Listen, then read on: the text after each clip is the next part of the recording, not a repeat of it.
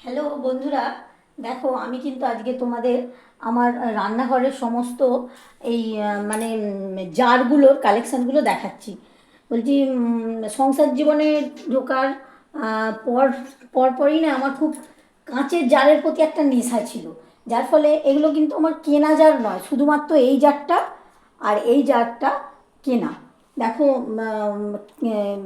সেরামিকের যে জারগুলো আমরা অনলাইনে দেখি বা এমনি অনেক দাম, ওগুলো ওগুলো তো সবসময় কেনা সম্ভব হয়ে ওঠে না।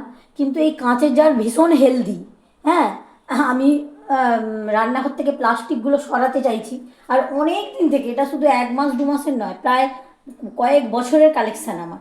এই দেখো প্রত্যেকটা আমার কিন্তু কেনা নয়, এগুলো এগুলো সব আমার বিভিন্ন ধরনের জ্যাম জেলি। এটা হচ্ছে জেলির বোতল, আমি পরিষ্কার করে গেছি। দেখো কফির বোতল। হ্যাঁ, কফি সিসি। এ দেখো এই কফি সিসিটা কী দারুণ না, 3 কোনা। দেখো আমার তো খুব ভালো লাগে। হ্যাঁ, এ দেখো এটা মধুর সিসি। হ্যাঁ, এটাও আবার কফি সিসি। এগুলো সবই কফি সিসি। আমি বিভিন্ন ধরনের আমার মশলাপাতিগুলোকে রেখেছি। এটা মধুর সিসি। এটাও জেলি সিসি। এটা বড় মধুর সিসি। হ্যাঁ, এইভাবে আবার এইটা দেখো, এটা হরলিক্সের সিসি। হ্যাঁ, এইভাবে আমি কিন্তু মানে কম পয়সায় সাধ্যের মধ্যে স্বাদ পূরণ যাকে বলে, এবং হেলদি জিনিসও হবে। হ্যাঁ, এইগুলো মেনটেন করার চেষ্টা করছি। আর তোমরাও এখান থেকে আইডিয়া নিতে পারো।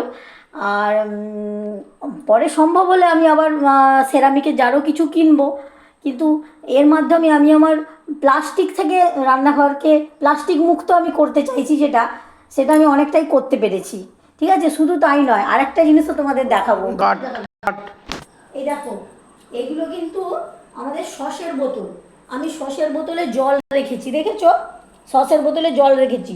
এখন প্লাস্টিক বোতলটা ইউজ করা খুবই আনহেলদি, সেই জন্য আমি সব সসের বোতলগুলোতে জল রেখেছি।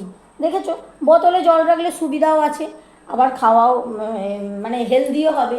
ঠিক আছে, আজকের মতো এইটুকুই, টাটা।